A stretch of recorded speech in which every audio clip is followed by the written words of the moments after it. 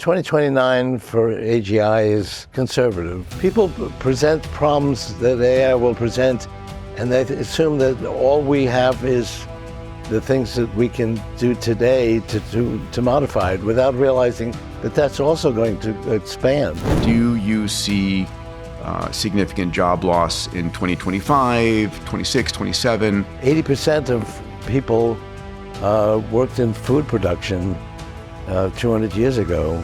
Today that's 2%. So we've lost all those jobs, and yet we have actually more people working. What are we likely to see in the next 1 to 3 years? I mean, what's really exciting to me,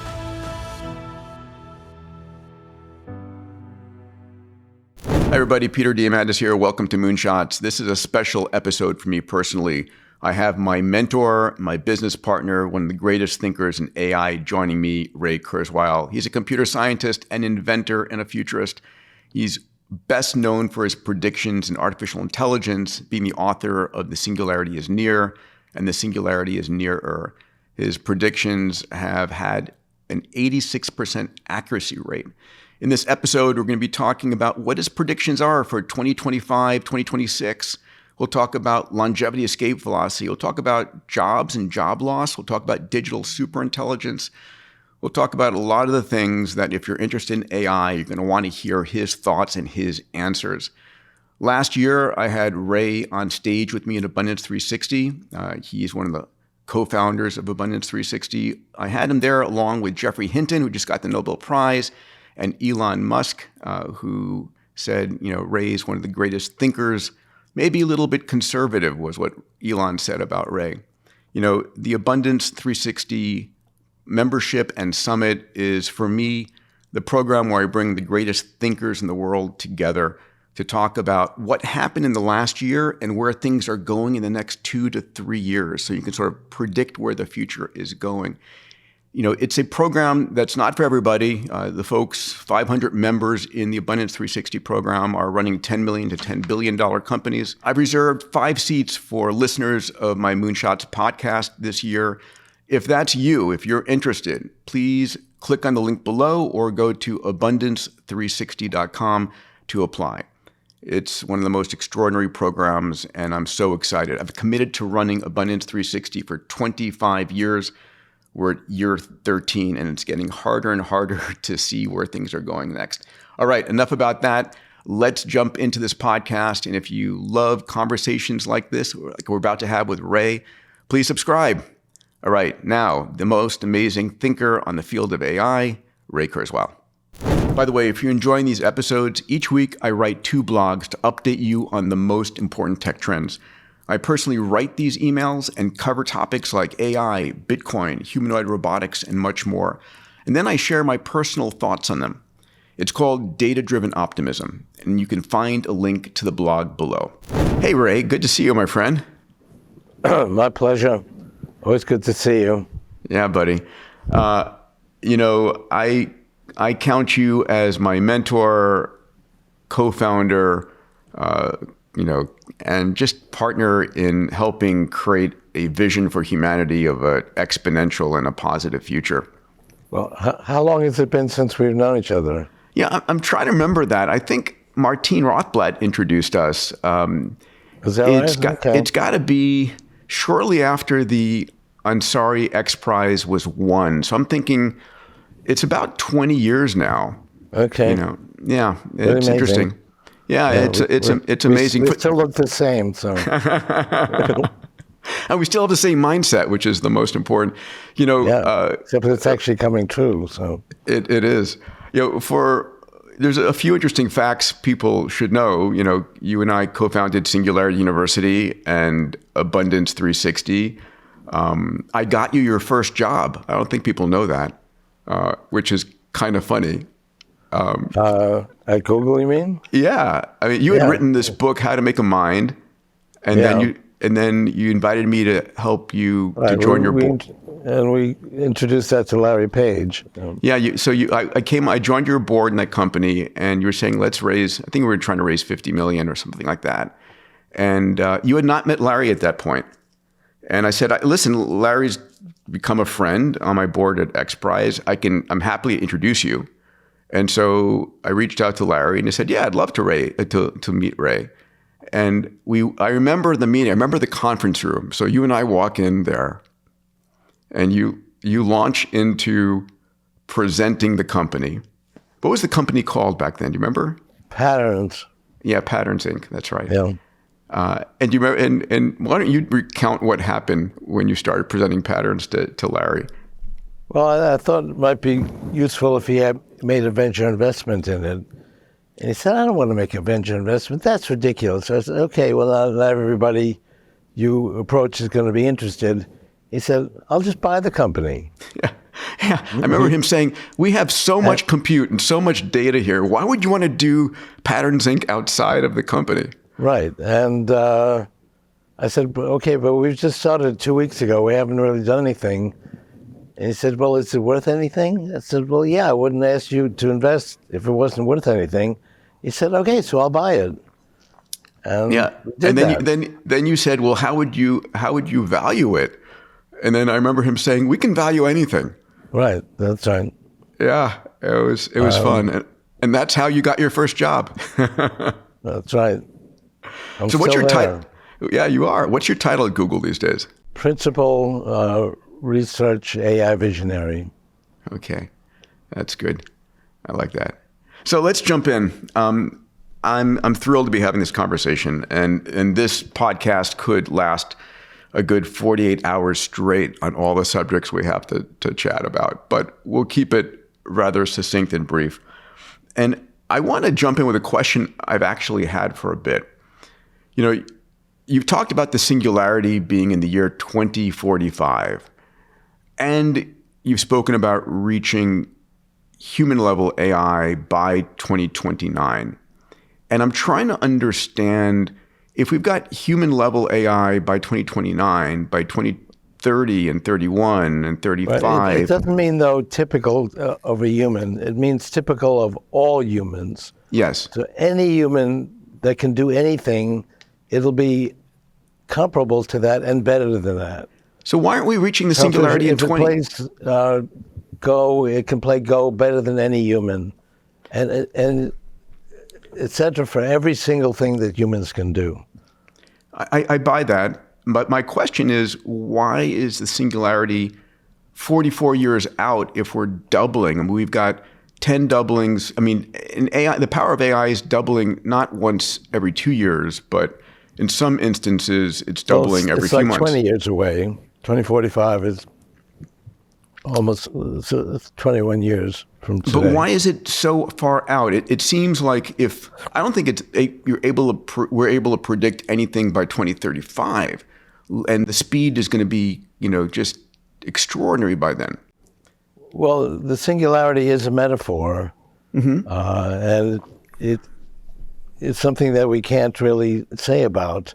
Like if information goes into a physics singularity, we can't actually access it. It's stuck in there, and things can happen in there, but we can't actually tell what's going on.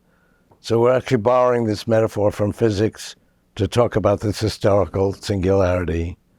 And so 2030s, we'll have things that go beyond what humans can do, and it will seem quite remarkable, but we have humans today. So having more humans, it amplifies us, but it's not the same thing as the singularity. The singularity is when we can ourselves, we're going to merge with AI. So that's already a difference than other people. People think AI is over here, we're over here, there's a difference. We're actually going to merge the two together, and we're going to become... we're going to be able to do everything that AI can do ourselves. Right now, if you use a language model, it doesn't seem like it's ourselves. It seems like it's somebody else. And we're going to do that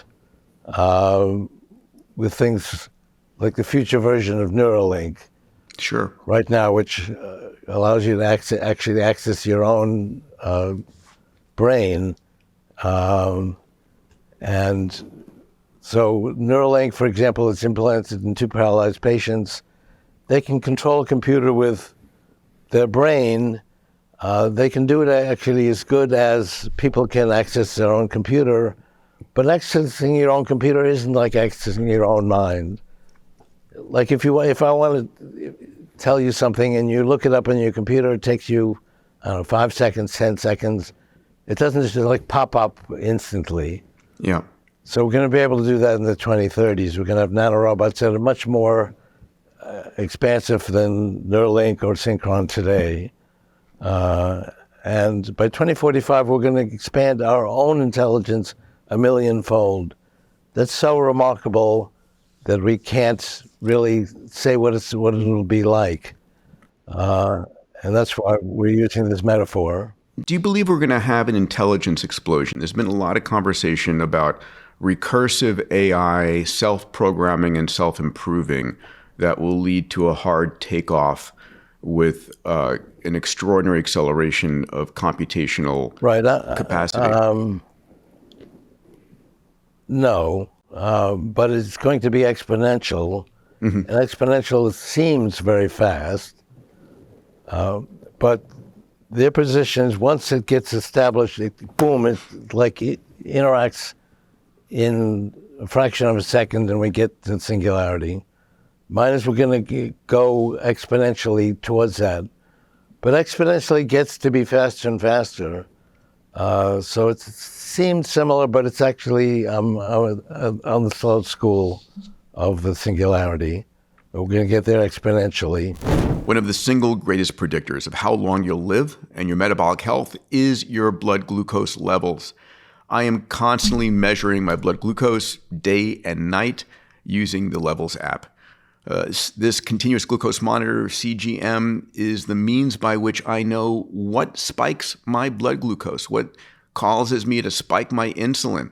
So, for example, I don't eat bread, but if I do, I know that if I dip it in olive oil, it blunts the glycemic response. So, is a banana going to spike you? Probably, but do you know for yourself? Or dark chocolate? The way you find out is by using this type of technology. It's available, and it's one of the most important things for those who want to extend their health span. Now, you can get 2 extra months on your annual Levels membership by going to levels.link/Peter.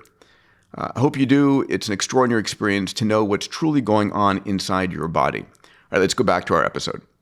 You know, it's interesting. Last year, I had yourself on stage with me at the Abundance Summit, which was awesome. Jeffrey Hinton was with us. Elon Musk was with us.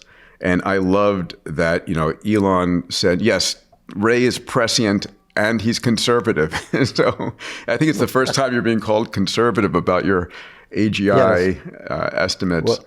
Well, GAI... AGI is going to be, do you still believe it's 2029? Yes, and he's actually saying next year. Yeah. So I'm conservative compared to him. I think saying by the end of this decade is conservative. It could happen faster. I see no reason to increase my estimate. I said 2029 in 1999. Yeah, 30 years. And people like Jeffrey Hinton was there. Stanford actually organized a conference. Several hundred people came, and the consensus was 80% thought it would be 100 years, including Jeffrey Hinton. And he's saying that he was wrong. It's actually more like 30 years, like what Kurzweil was saying in 1999. But no one was saying 30 years at that time. Yeah. No, it's and for those who don't know, Ray's predictive accuracy has been outstanding. If you go and you Google, there are many cases in which all of your books are documented about when you predict something is going to happen. And within, giving a leniency of like 12 to 24 months, I think your accuracy rate is at 86%. So not too bad. Not too bad at all. The other thing that happened at that summit last year at the Abundance Summit, and I hope we'll have Elon and you back next year, is that... that happened a year ago, and it seems like an ancient history. Yeah, it is ancient history. But one of the things so that much was has happened in the last year. It's just remarkable. And it's going to keep happening faster and faster each year. So 2029 for AGI is conservative. And on the predictive, 12 to 24 months accurate. So one of the comments made by both Elon and Geoffrey Hinton, and congrats to him for the Nobel Prize, was that 80% chance AI is going to turn out great for humanity, 20% chance we're screwed. I'm curious, what your comments are about. Say that again. So Elon and Geoffrey Hinton said that they're looking forward on how AI will impact humanity. It's 80% probability that humanity is going to survive and thrive, and AI is going to support us. And there's a 20% chance that AI is going to be, disruptive to humanity. And so I'm curious, if you feel that's correct, and what do we do to minimize the downside? Yeah, well, I deal with that a lot in my book. And for those who need to know, Ray's most recent book is The Singularity Is Nearer, the super imaginative title as a follow-on to The Singularity Is Near, which really began our relationship. I read that book when I was trekking through where was I? I was in Chile. Trekking in the mountains there. I hadn't met you at that point. You right? hadn't met me, no. And I had this huge, in a backpack, this huge hardcover book was a significant amount of the weight I was carrying. And when I finished reading this book, I was like, okay, I know a lot of this stuff, having spent, a decade at MIT with folks like Eric Drexler and reading your previous books. But I said, there's no place on the planet that anyone can go to get an overview of all of these topics, to understand what they mean. And I wrote down at the end of the book, International Singularity University, which became Singularity University, which I then approached you, and instantly we're having lunch, I think. And that go on. Well, I make decisions very quickly. Yeah, instantly you said, let's do it. That persist in my life for decades. Yeah. I make instantly. So I said yes. Yes, you did. And we launched it at TED and at Ames, and Larry Page was there. He came on stage and said, yes, this should exist. And so Singularity's done really well. And then you and I started the Abundance 360 membership, which is Singularity's highest level membership, and the Abundance Summit. But going back to the 80-20 probability, what do you think? Do you give us 20% chance of having problems? Well, we're going to have problems. I mean, we have benefits and problems already. Fire warms us, cooks our food, it also burns us. It does both of those things. We can be mindful that we know that fire can burn us, so we have to avoid putting ourselves near fire. We already see things. I can create you, and I can have you saying things that you would never say, and it looks real. That exists today. That's affecting the election, which is a few weeks away. But I don't think we would want to get rid of AI. Its benefits are already quite enormous, and it's going to get better. Literally, we talk about something a year ago, it seems like ancient history. So we're not going to want to get rid of it. For sure. And we're going to actually want to learn its problems.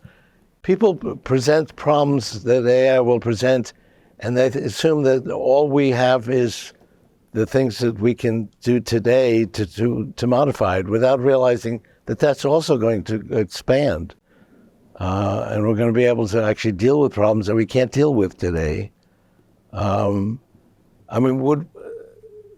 This is really an increase in our intelligence. And would we want to not be intelligent, have human beings be the intelligence of a mouse? maybe that would be good. We wouldn't be able to develop atomic weapons that way. So, yes, intelligence has brought us problems that we didn't have before. But, I mean, I've given you a few charts. U.S. personal income. Yeah, let's go ahead and put on the charts 1 second for those on YouTube, which is most of our audience. Let's take a look at these charts. I mean, in constant dollars, the amount of money per person that a person in the United States makes is 10 times what it was 100 years ago. In constant dollars, so we see literally an exponential curve between 1774 up through 2022, and this is just a meteoric rise. And the important thing is that these are in constant year dollars; they're not inflated dollars. Yeah. And all this is driven by the exponential increase in computation. Actually, that's my most important chart. And this is plotted on a log scale, which means so a straight line. Each level is 10 times the level below it. So this started with the Zuse computer. He was a German in 1939. It was shown to Hitler. He was not actually supportive of Hitler, but it got shown to him. Hitler had no interest in computation. The third computer on this chart is Turing's computer, which was shown to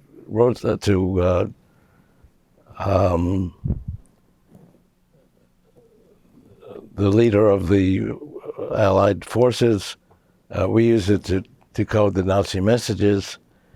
Anyway, this is a straight line, which means exponential growth. Yeah. And it started at 0.0000007 calculations per second per constant dollar. In 2024, the NVIDIA chip, the B200, is 500 billion calculations per second per constant dollar. So for the same price, we can now get 75 quadrillion-fold increase in the amount of computation. And that's what's driven it. That's why we didn't have large language models in 1931 or even 3 years ago. We began to have them 2 years ago. If we compare the things 2 years ago to today, it's remarkable. So this constant increase in the amount of computation for the same money has driven this AI revolution that started 2 years ago. You've deemed this the law of accelerating returns. Moore's law is a segment of it, which involves integrated Moore's chips. law has to do with integrated circuits, but this started at relays, went to tubes, discrete transistors, integrated circuits, and now we've gone beyond integrated circuits, and you don't see any variation in this tube. It's and you don't expect a straight line. You don't expect this to slow down or stop. No, in fact, I found this chart 45 years ago and felt it would continue, and it has continued exactly as I found it 45 years ago. So I had half of this chart, and it's continued onto trillions of calculations per second per constant dollar. So it's pretty amazing. And this is going to continue. And we've made the same progress with software as we have with hardware. So the actual value is the amount of computations we get from software and from hardware both. So it's actually even more expansive than what you see here. Yeah, Elon was saying on our stage last year that he's seeing 100x per year if you include computation and algorithmic efficiencies. Well, that's about what we've done with the kinds of computations we've done with the large language models. And if we compare what we have today to 2 years ago, it's something like that. So yeah. It's pretty extraordinary. Amazing. I believe that large language models should be called large event models because large language models, yes, they're actually pretty fantastic with language, but they're not just applied to language. They're applied to pharmaceuticals. They're applied to all kinds of things other than language. So it really should be large event models. Everybody, I want to take a short break from our episode to talk about a company that's very important to me and could actually save your life or the life of someone that you love. The company is called Fountain Life, and it's a company I started years ago with Tony Robbins and a group of very talented physicians. You know, most of us don't actually know what's going on inside our body. We're all optimists. Until that day when you have a pain in your side, you go to the physician in the emergency room and they say, listen, I'm sorry to tell you this, but you have this stage 3 or 4 going on. And, you know, it didn't start that morning. It probably was a problem that's been going on for some time. But because we never look, we don't find out. So what we built at Fountain Life was the world's most advanced diagnostic centers. We have 4 across the US today, and we're building 20 around the world. These centers give you a full body MRI, a brain vasculature, an AI-enabled coronary CT looking for soft plaque, a DEXA scan, a GRAIL blood cancer test, a full executive blood workup. It's the most advanced workup you'll ever receive. 150 gigabytes of data that then go to our AIs and our physicians to find any disease at the very beginning when it's solvable. You're going to find out eventually. You might as well find out when you can take action. Fountain Life also has an entire side of therapeutics. We look around the world for the most advanced therapeutics that can add 10, 20 healthy years to your life, and we provide them to you at our centers. So if this is of interest to you, please go and check it out. Go to fountainlife.com/Peter. When Tony and I wrote our New York Times bestseller, Life Force, we had 30,000 people who reached out to us for Fountain Life memberships. If you go to fountainlife.com/Peter, we'll put you to the top of the list. Really, it's something that is, for me, one of the most important things I offer my entire family, the CEOs of my companies, my friends. It's a chance to really add decades onto our healthy lifespans. Go to fountainlife.com/Peter. It's one of the most important things I can offer to you as one of my listeners. All right, let's go back to our episode. So I'd like to turn the conversation to a couple of questions that have been on a lot of people's minds. And I want to put them to bed because it causes fear and excitement. The first is concerns of job loss. And I think you and I have both been consistent on our positions here. But do you see significant job loss in 2025, 26, 27 as a result of humanoid robots, AI-driven humanoid robots coming online and large language models entering this field? Well, I mean, we have to consider what jobs, what value we get out of jobs. And if it's actually to explore new areas, find out new things that we didn't know before, that's very exciting. That's what I've tried to do in my life. And I can actually do that more if I actually have more intelligence. I mean, I have a certain amount of intelligence, but it's limited. I'll have a lot more if I can actually merge with the intelligence that we're creating. But people are very eager to retire because they really don't like their jobs. The jobs is, we got a bunch of tables that have been used. We have to clean it up. That's not the kind of jobs that or the bathroom.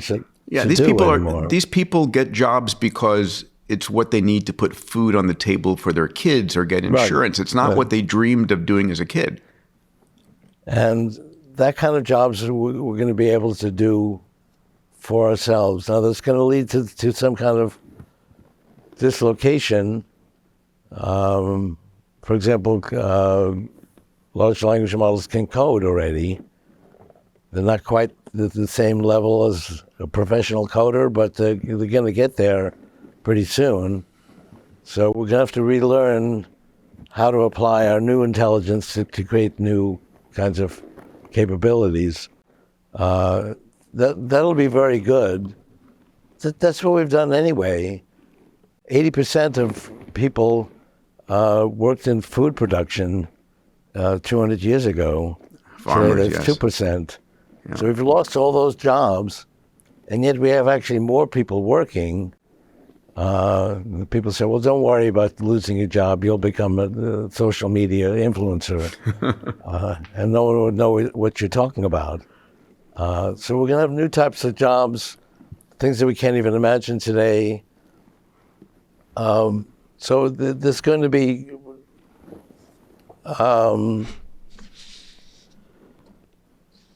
problems with figuring this out, and it's going to go very, very quickly. But ultimately, we'll be happier for it.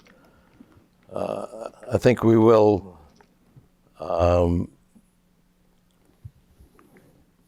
give people money so they can manage while they're reconsidering what kind of work they You will think be able to UBI do. will come on? UBI will come online, Universal Basic Income?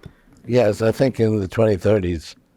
Will that come, I've heard Jeff Bezos talk about we're going to tax the robots and the AIs that take the jobs, and then we'll use the income from that as the tax base to then provide UBI. Well, people have different ideas. I'm not sure we'll follow anybody's ideas, but we'll figure that out. We'll have to do that. People won't have money to buy products. Another question along these lines is, I think humans inherently need some level of challenge and purpose in life to feel happy. And I'm curious, as we get as we head towards digital superintelligence or artificial superintelligence, right, whatever name you like. The digital superintelligence is going to be within us. It's not like we're here and AI is over there. So we had that conversation on the Abundance stage last year too, and it's interesting, right? Because that effectively means we are going to speciate. There are going to be those who choose to merge with AI and become enabled, empowered, and those who choose not to. And then you've got the scenario with Her, the movie Her, in which the AIs get bored with us and just take off and go away. So will we link with AI? I guess is one of the questions. Well, we will. 15 years ago, I presented something like this. It said, are you going to want to carry this around every day? You don't want to have it with you? And people said, no, maybe once a day I'll look at it. Recently, I asked everybody, who has a cell phone? Literally everybody had their cell phone. Yeah, I'm sure. So it's not like there's certain persons that carry their cell phone and certain people that don't. Carrying a cell phone is a problem, though. If you want to get information from it, it takes a few seconds. It can take like 10, 15, 20 seconds. That's actually too long. It'd be better if it just pops up in your mind. And it's like if you try to remember something, you remember it instantly. That's how we want this new intelligence to be. We don't want to have a separate thing. I have to carry this around all the time. What a pain in the neck, huh? Or pain in the butt. It is. But we do it. So you think purpose is going to be, we're going to up-level our purpose because we're able to now take on new, huge aspirational goals because we're more intelligent and capable? Yes, absolutely. As do I, but that's great. Would we want to stay the level of a mouse? A lot of the problems we have are because of our intelligence. Like we created atomic weapons. Mice didn't do that. We did that. Mm-hmm. And that's because of our added intelligence. So we've actually created problems. And people think of new problems created by the additional intelligence we'll have.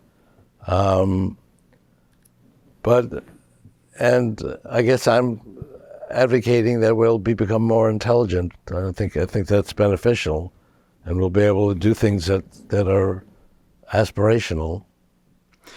Today when I'm on stages and I speak about a future of connecting with the cloud, of brain-computer interface, of connecting our neocortex with the cloud. And I ask people, how many of you would like to do this? And, there's always a good 20% in the audience, but it's not 100%. because I think they fear the unknown. I think it's very similar to when you asked the question 20 years ago, how many of you want to carry this around with you everywhere all the time? Neuralink, we humans connect at like 40 bits per second as we're communicating. I think is the appropriate rate speed there. But our thoughts actually occur to us much more quickly than that. They do internally, sure. Yeah, and that's what we're going for. We'll actually be able to create internal speeds like we have with our own brain. And that's what we'll have in the 2030s. We don't have that today. What we have today is very good for people that can't communicate. If you can't communicate, and suddenly you can actually access a computer at the speed that people access computers today, that's very beneficial. But if you're talking about everybody, it's got to be even faster. But that will happen by the 2030s. So I think one of the things that you pin both longevity, escape velocity, and brain-computer interface on is the nanotechnology world. And of course, Richard Feynman spoke about nanotechnology in his very famous 1959 lecture, There's Plenty of Room at the Bottom. And then a mutual friend of ours, Eric Drexler, in 1986 wrote The Engines of Creation. And of course, you've written extensively about nanotechnology. Can you describe what nanotechnology is? And I am super curious, where are we today in nanotech? You know of any companies that are making diligent progress in that area? I do. I mean, some of them are confidential. We don't actually need that type of capability to do what I'm saying will happen in the 2030s. It's basically the ability to communicate from our neocortex outside of our body, and that will go to a cloud. And that doesn't actually require Drexlerian nanotechnology. Eric spoke about assemblers, right, which are nanomachines that can rearrange individual atoms. Create atoms. Anything. Yeah. And we've had the description of computers that are at that level. So literally, a computer this size would have the intelligence of all human beings, like 10 billion human beings together. Mm-hmm. But we don't need that for the 2030s. But we'll be able to do what I'm saying, which is basically just have our neocortex communicate to the cloud. And it doesn't have to be the entire neocortex. The neocortex is organized like a funnel. And as you go up the funnel, concepts become more complex, and you really only need to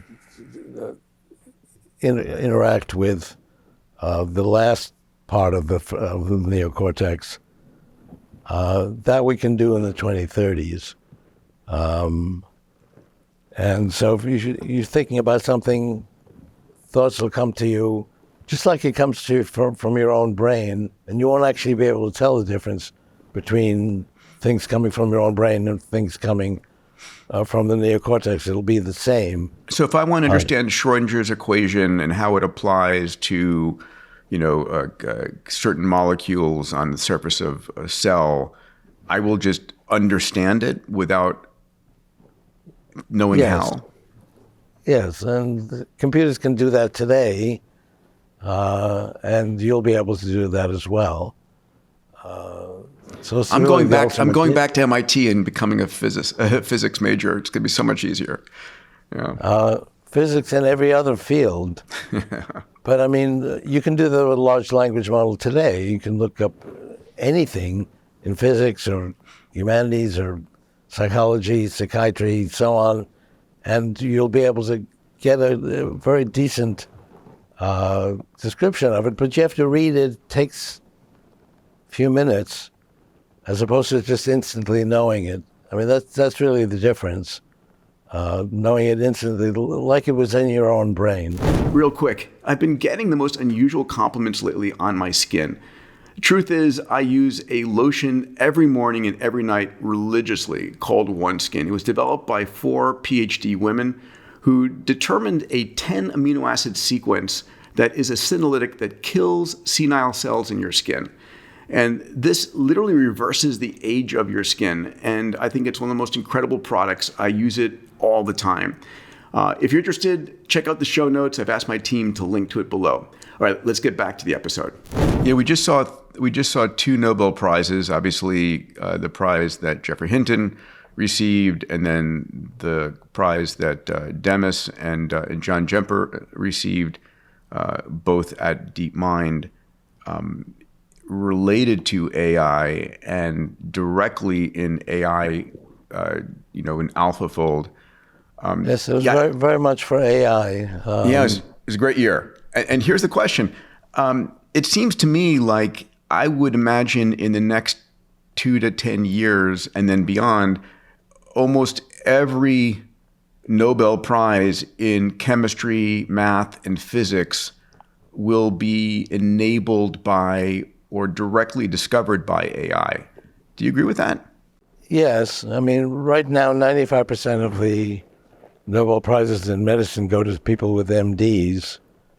I think they should get rid of that requirement because computer scientists, they may not have studied anything, but they know computer science, and they can develop AlphaFold, for example, which had stymied human beings 50 until years. we got AlphaFold. Yeah. I remember when I was in medical school, the huge grand challenge was, can you predict the folding of a protein? Yeah. Right?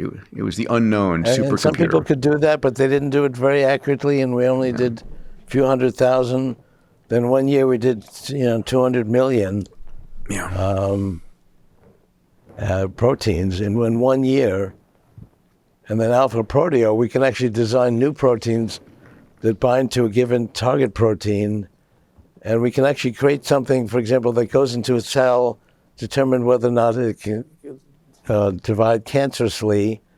And if it divides cancerously, it will set a flag. And if that flag is set, it would destroy that cell. So basically, there would be a cure for cancer. And we can actually do that with Alpha Proteo. We have to actually design the protein, so there's a few steps left. But that's actually done a very large fraction of curing cancer, for example.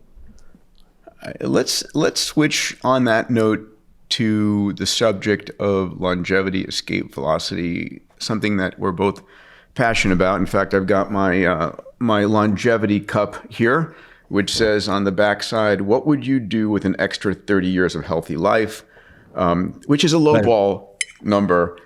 Well, also, I mean, when you get to 30 years of extra life, it's not like nothing's going to happen during that 30 years. That's the incredible part, right? It's like, I mean, every year we're going to be able to develop new things.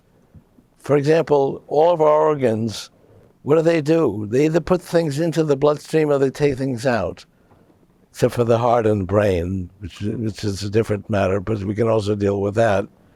But like the lungs, put in oxygen, take out carbon dioxide.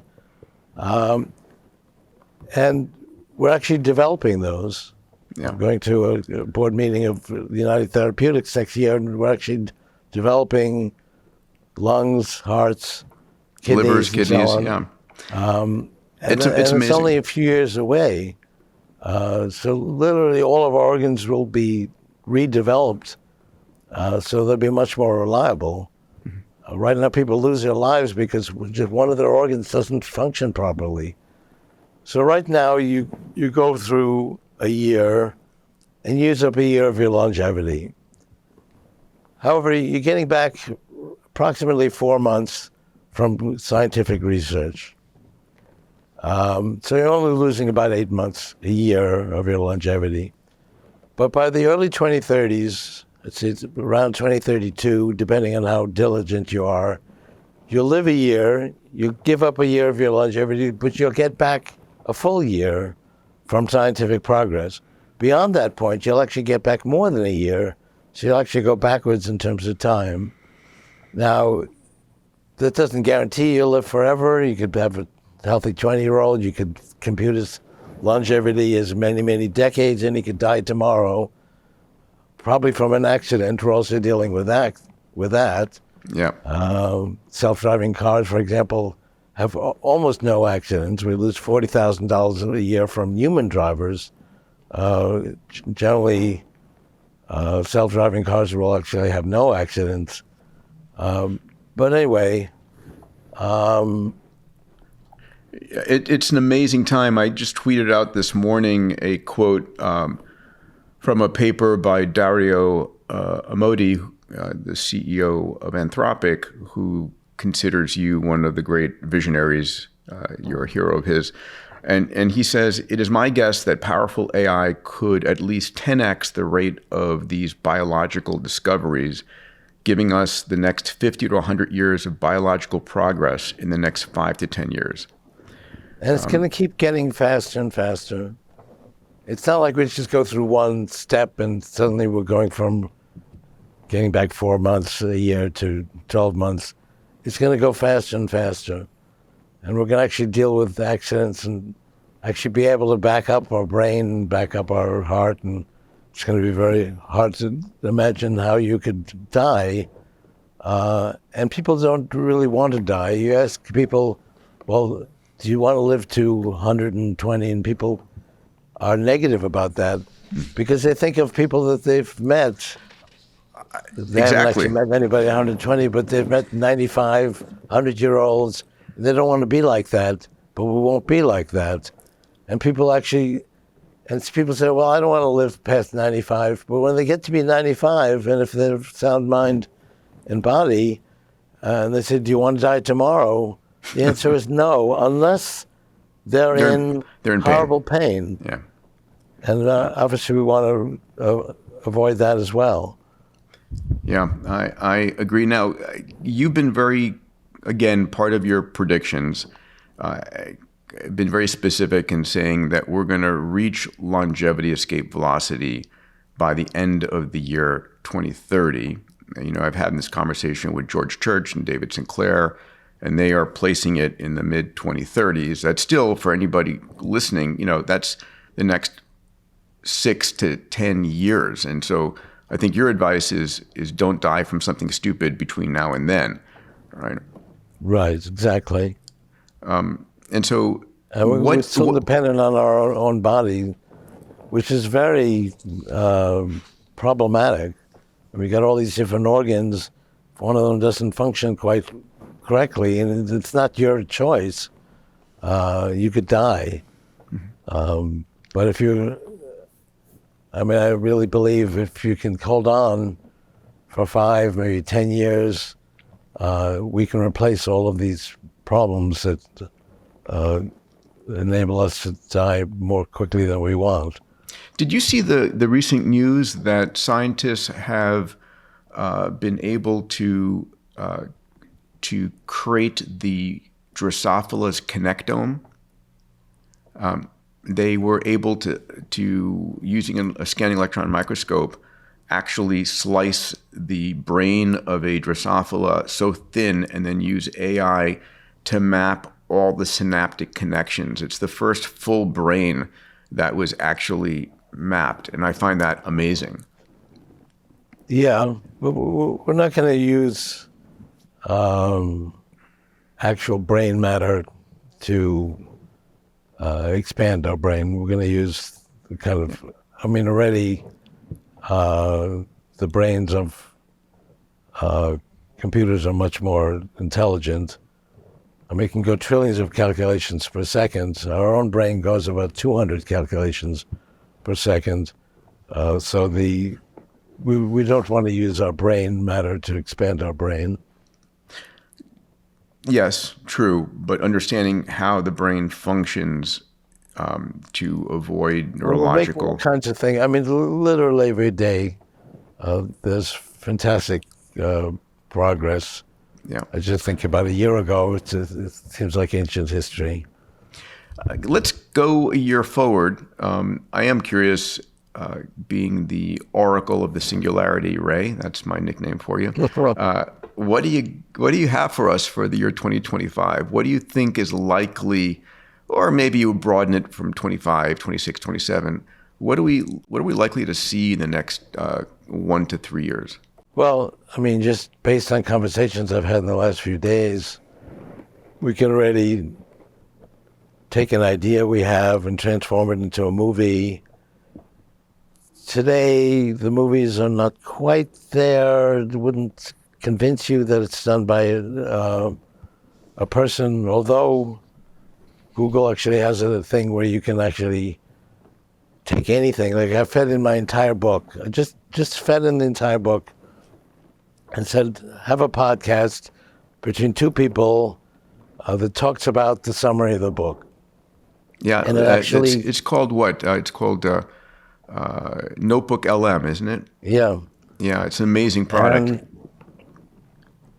it actually got the right summary because there's a lot of ideas in the book, some of which are not that important if you want to talk about the summary of the book. It actually picked the right things and had two people that sounded human interacting about a summary of the book, which was better actually than most summaries that people have created on their own. That's today. Now, suppose you say, well, okay, we got these two people, but I want to actually see them. I want them to actually be in some kind of situation, and can't quite do that today, but that will happen within a year or two. Yeah, I believe that. I just saw one of the avatar type companies has created your ability to create your avatar and then have it join a Zoom meeting and represent you in form and voice. And so you can be attending, 100 or 500. You and I used to joke, I'll have, Ray 2 of 10 meet with Peter 3 of 10 in the meeting tomorrow afternoon, and being able to be in multiple places at once. That's pretty extraordinary. Yeah, and that's going to happen. I don't know if it's 1 year, 2 years, or 3 years, but it's happening in that very time soon. frame. Yeah. Any other fun predictions or conversations you've had in the back halls of Google? Well, all the things that we do, I mean, what's really exciting to me, when we created pharmaceuticals, we go to a person who's had some experience and they have some idea of what might be a pharmaceutical interaction. And they work for 10 years testing it on people.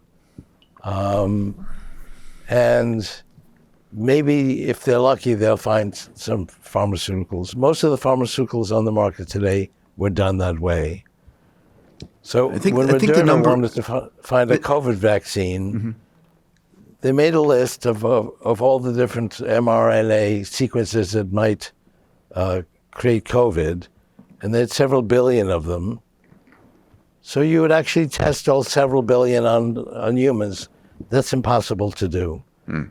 So they actually simulated that. And they simulated in 2 days, they tried all several billion in different ways. They could eliminate this patch, and they found one thing that caused COVID, and they came up with a vaccine. They actually created that vaccine in 2 days. Now we actually then tested it on humans. It took 10 months. We'll be able to eliminate that by testing it also by using simulated biology and do that in a few days. And we'll be able to actually test every type of medication we want against cancer and so on very quickly. And it'll be millions of times faster than what we've done. Especially with alpha proteo, right? That's part of the process. Yeah. To actually come up with proteins that can do that. Human trials are slow, they're risky, they're expensive, they take a long time. we'll be able to do this much more quickly, literally millions of times faster over the next few years. So I think we're going to actually, and already there's things on the market that were done that way for cancer and so on. I've got people who've had cancer and actually trying these new things. It's going to be really fantastic over the next few years. Did you see the movie Oppenheimer? If you did you know that besides building the atomic bomb at Los Alamos National Labs, that they spent billions on biodefense weapons, the ability to accurately detect viruses and microbes by reading their RNA? Well, a company called Viome exclusively licensed the technology from Los Alamos Labs to build a platform that can measure your microbiome and the RNA in your blood. Now, Viome has a product that I've personally used for years called Full Body Intelligence, which collects a few drops of your blood, spit, and stool and can tell you so much about your health. They've tested over 700,000 individuals and used their AI models to deliver members critical health guidance, like what foods you should eat, what foods you shouldn't eat, as well as your supplements and probiotics, your biological age, and other deep health insights. And the results of their recommendations are nothing short of stellar. As reported in the American Journal of Lifestyle Medicine, after just 6 months of following Viome's recommendations, members reported the following: a 36% reduction in depression, a 40% reduction in anxiety, a 30% reduction in diabetes, and a 48% reduction in IBS. Listen, I've been using Viome for 3 years. I know that my oral and gut health is one of my highest priorities. Best of all, Viome is affordable, which is part of my mission to democratize health. If you want to join me on this journey, go to viome.com/Peter. I've asked Naveen Jain, a friend of mine who's the founder and CEO of Viome, to give my listeners a special discount. You'll find it at viome.com/Peter. I want to go to a few questions from my Twitter audience in our last segment here. First question is, do you say please and thank you to your AI, to Gemini, when you're communicating with it or with ChatGPT or whatever you're using? Yeah, I haven't been convinced that they're human yet. Maybe that's just an old habit of mine. I definitely say please and thank you. I talk to them and it's like, I feel like if they become conscious, I want them to know I was respectful from the beginning. Well, that's good. You're more advanced than I am. I'll get there. All right. Next question here. Will humanity, this is from Anna Panart, will humanity split into two, an AI merged set of humans and then the original Homo sapiens species? What do you think? Are we going to speciate? No. I mean, I asked 15 years ago whether people would carry this around, and I would say maybe 80% said they would not. But that 80% is carrying this around today. I mean, how many people don't carry their cell phone around?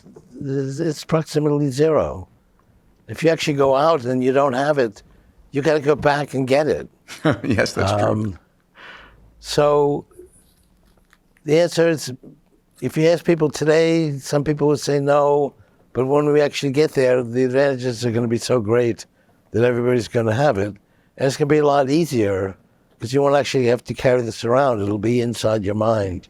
Next question comes from Dustin Headed. He says, if you could upload your consciousness into a robot, and I think we will be able to, would you choose to retain your human flaws or opt to be a perfect version of Ray? Well, right now we have really just one body we can be. Virtual reality's given us a little bit of flexibility on that, but the type of bodies you can get with virtual reality aren't quite there. They will be there. Ultimately, we'll be able to create new types of bodies. We won't be limited to one. That's a great point, right? You can have different bodies for different occasions. And you can have flaws or not have flaws and so on. And what we'll accept from a body won't necessarily be even a human body. You'll be able to play games and so on, that's where you have a different type of body. We won't be limited to one body per person. I love that. Torsten HQ asks, what are your recommendations for a teenager today for being ready for the future, right? University, trade, travel, hard skills, soft skills. That's a question I'm often asked as well. I'm super curious. I have two 13-year-old boys. I don't think school's preparing them for the future. What's your recommendation? Right. Well, it's not just for teenagers. I mean, it's also for young kids and also for old kids like you and me. And you want to learn the passions that come from different types of activities and what it can benefit. And then you can actually create new types of institutions with new types of intelligence that we don't have yet, that we will have in the future. So you want to find out what is beneficial of everything that we put effort into. You want to be courageous. You want to follow your dreams despite the skeptics. You want to see an exponential future. Yeah, I answer that. I want my kids to find their passion and become passion-driven or purpose-driven in that regard. Ash Stewart asks, will AI or ASI lead to more centralization or decentralization? And that's a fascinating question. On a government side, on an organizational side, how do you think about that? Well, what do you mean by centralization? I think what they mean is, would a government be enabled with AI? And I'm reading into their question here because it's not my question. Like China benefit more from AI, or a decentralized government be more beneficial from AI? We had, the idea of communism never could possibly have worked with humans trying to run the supply-demand curve, and capitalism was the ideal marketplace for that.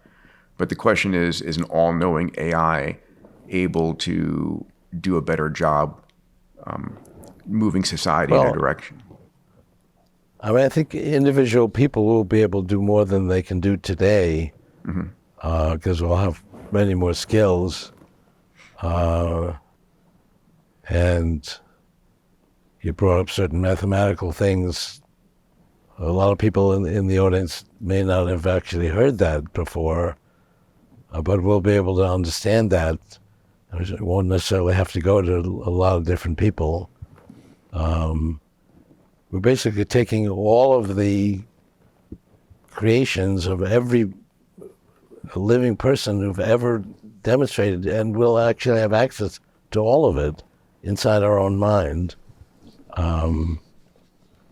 So it works both ways, but it is democratizing. And molecular assemblers, when we get to that, I think that's going to be more like the 2040s. We'll be able to build anything we want, anywhere. So the ability of one person is going to become more democratic as we move forward. Here's a two-part question. The Turing test. I feel like we passed the Turing test a while ago. The originally described Turing test, right? And we just didn't notice. Do you agree with that? Yes, I said the Turing test is going to be, we're going to hear early versions that computers are past the Turing test, and we won't actually pay attention to that. By the time it becomes clear that computers can pass the Turing test, it'll have been said so many times that we'll dismiss it. Oh, that's an old hat at this point. And we've already gone past that first point. We've already heard that GP4, someone can handle the Turing test.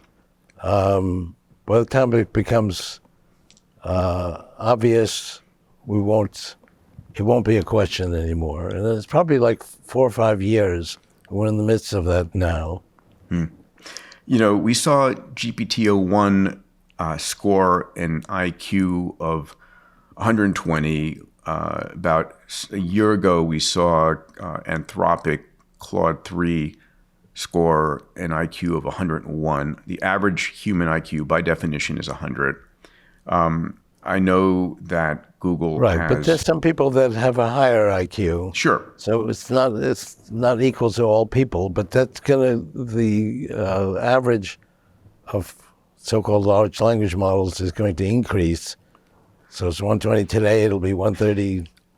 So that's my question. Where do you think we'll be next year? Or a year from now? How fast is that escalation likely to be? I mean, I'd say by 2029, it's going to be far beyond what humans can do. I think that is definitely true. But I've heard projections that will hit 150. And the question becomes, do you think that could happen by early next year or next year? Which would put it in the top, 0.0001% of humanity. And also it has some things that no human being can do at all. I mean, you can ask it any question and it can actually give you a very good response. And if you don't like the response, you can ask it again. It'll say the same thing in different words, but also intelligently. No human being today can do that. So it has that advantage. It knows everything that anybody has ever dealt with. Ray, I want to thank you for your mentorship, for your leadership, for your vision, for all that you've done. Thank you. It's been a two-way pleasure. Yeah, I'm looking forward to the next 30 years together, maybe 100. We'll see. Yes, well, the next 5 years is going to be pretty spectacular. So it's going to be unbelievably spectacular, and it is such a pleasure to be alive. The one reason I think we're living in a simulation is this is such the most extraordinary time ever to be alive, and the coincidence of being here now, well, hey. But you talk to people that think it's a terrible time to be alive. So yeah, that's a problem. They don't want to have children, so. Yeah, well, I remember it was sitting down with you and Neil Jacobstein in the early days of Singularity, where the idea of my first book, The Abundance, The Future is Better Than You Think, came into play. Because as we're sitting there talking about it, and I'm saying, wow, technology is the force that turns everything from scarcity into abundance over and over and over again. And people's default mindset of fear and scarcity is blinding them to what's going on in the world. Yeah, it's true. Yeah. But that will continue. Well, hopefully we can help people see it a little bit differently. Cool. Ray, have a beautiful day, my friend, wherever you are in the cosmos, and thank you for spending the time with me. I hope we can do this again. Yeah, absolutely.